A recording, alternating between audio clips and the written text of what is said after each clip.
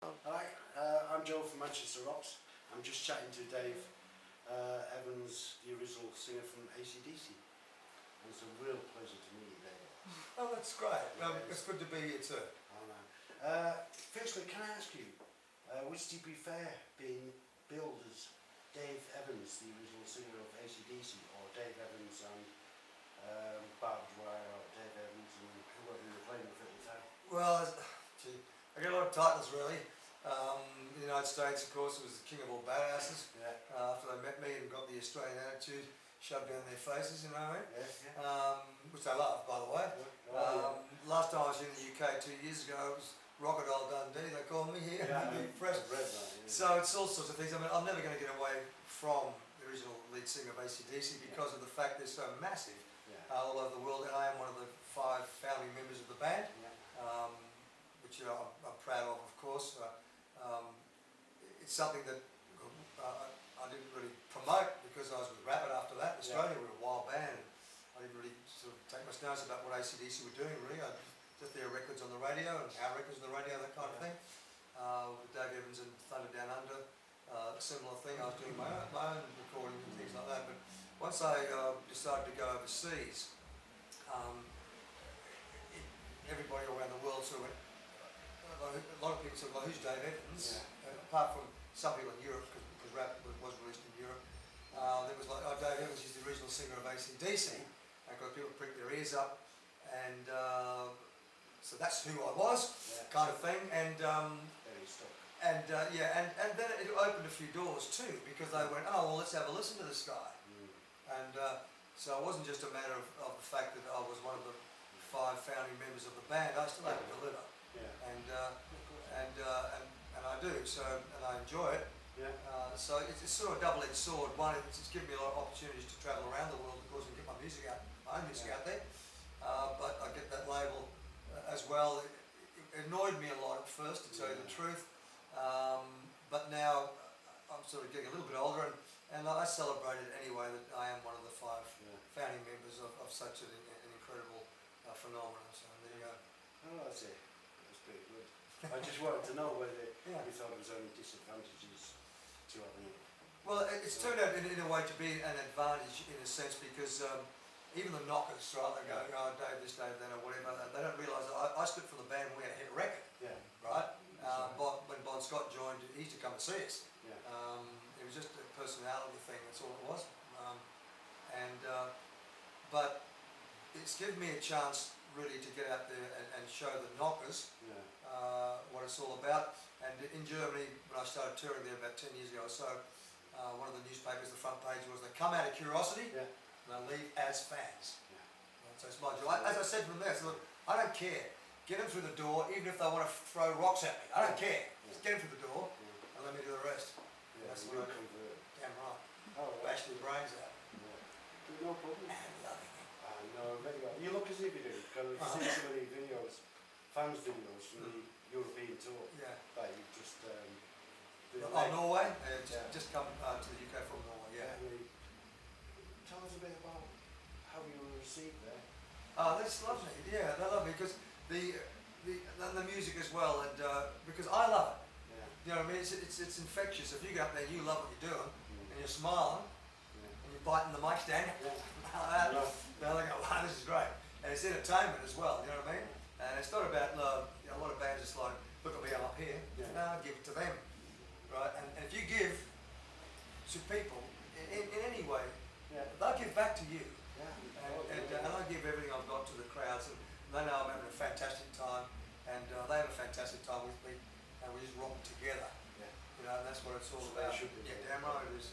And the fans can always tell if somebody on stage is enjoying what they're doing, because they love it, or just because they're up there to... For ego. Exactly. Exactly.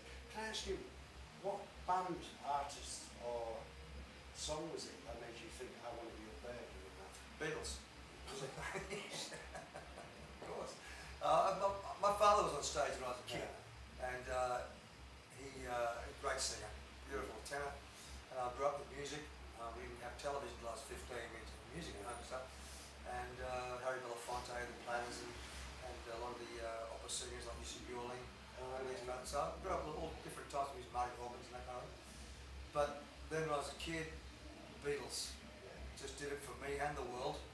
And to dream about being on stage with the Beatles when I was a kid and singing with them on stage and that kind of thing. So I guess it was the Beatles and then the Rolling Stones, Trogs and no, I was like a little kid, you know, and I was living in a northwest country town in northwest Queensland where nobody ever came to.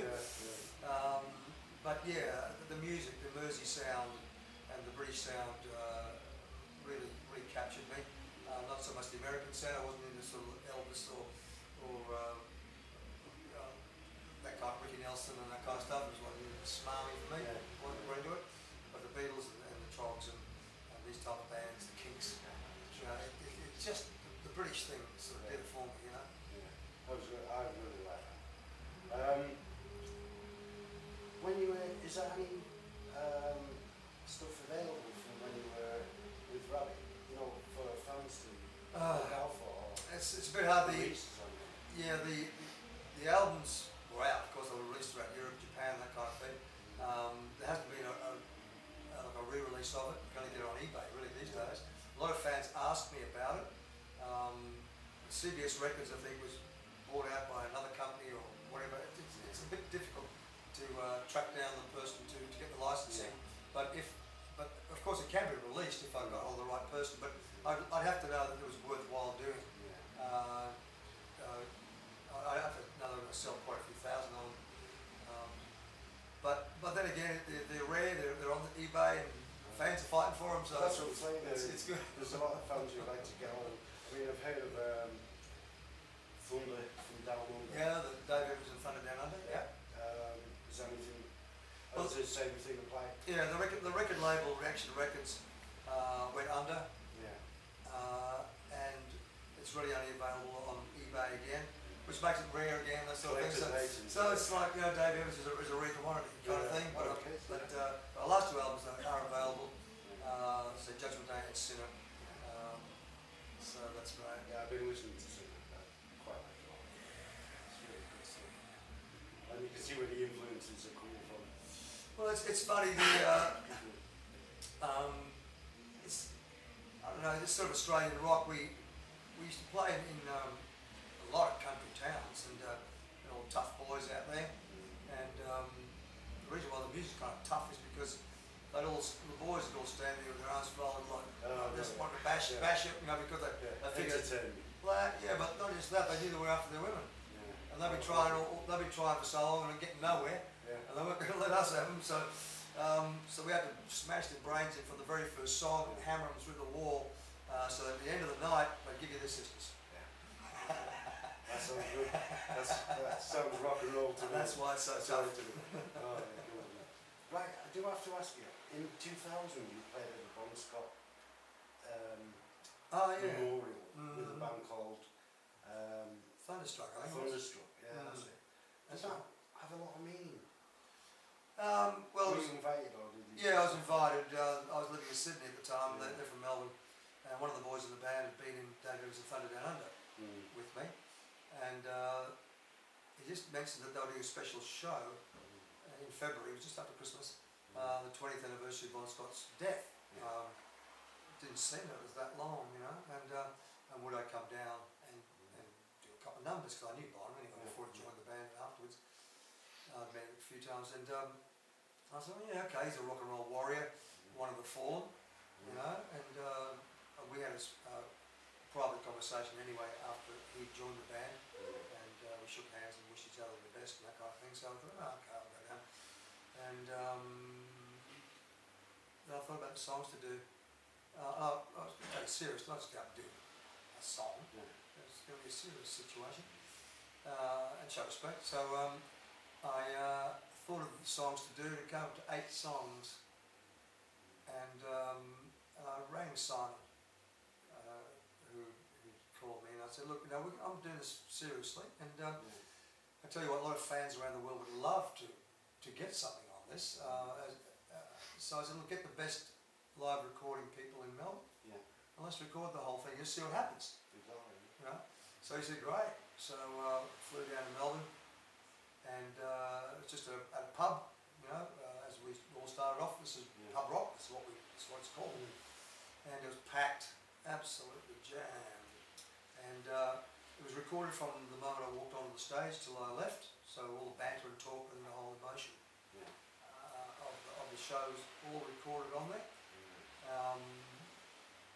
After the show, a few days later, of course, we had to listen to it and blew us out because it captured the whole show, the whole emotion, the crowd, the songs, and it was brilliantly recorded. Was it a really emotional? It was very emotional. The crowd knew why we were there. I knew why we were there. Everybody knew why we were there. They appreciated the fact that I did it and had the guts to do it as well. I met the crowd outside after the show, and it was just very emotional. And no one else in the world was doing anything either. That's right. No one else This marked. is why I want to bring it. That's right. Nobody had in the whole world marked the 20th anniversary of Bon Scott's death, except Thunderstruck and myself. It was quite an emotional moment, I guess, in rock history. That's why I wanted to bring it because, like I say, nobody else. No one. Wasn't recorded anywhere, nothing. No. So I just wanted to ask you about it. Yeah, thanks.